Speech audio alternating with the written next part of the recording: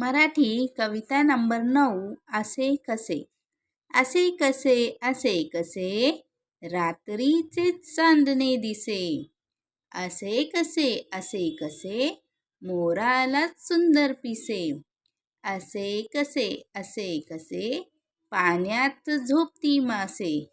असे कसे आई सारखी कुणी नसे. परत एकदा आपण हे पोयम वाचूया, रीडिंग करूया.